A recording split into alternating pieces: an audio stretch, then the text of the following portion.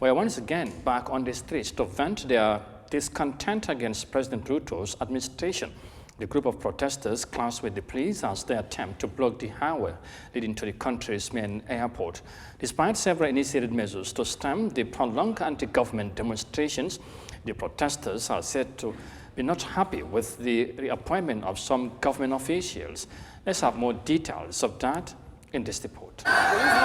The rallying cry for Tuesday's protest was to occupy Jomo Kenyatta International Airport, about 20 kilometers from the central business district. At about 3 kilometers from the airport, protesters made their stand, blocking the roads and lighting fires. Unable to get past a cordon line thrown around the airport, the demonstrators engaged police in running battles, with part of the exchange captured while we were live on air. Very clear. Let me just explain what's happening. There's a group of protesters who had gathered around us, and police are now responding. The protesters were also angry that President William Ruto had reappointed 5 cabinet secretaries he had previously fired in response to demonstrators' demands.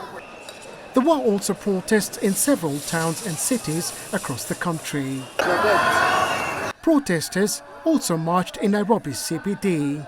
And in a break from past protests, police let them through for the most part. They may not have been as big in numbers as previous protests, but they were effective. Most schools closed for the day, while the CBD was deserted, with most businesses remaining shut. Most of us, we don't have jobs. Yeah, and those who are maybe they have shut their business for now. We feel them, yes, but they feel that we feel that whatever we are doing right now is for a bigger purpose. What we are targeting right now is economic paralysis. That's what we are looking for. So if we can cripple the economy, then I'm very sure that all stakeholders will be able to sit down and work towards serving the people of Kenya. Led by Kenya's youth, the protests began in June against a government attempt to raise taxes through a controversial finance bill. The bill was later dropped, but the protests have continued, with demonstrators demanding changes in governance.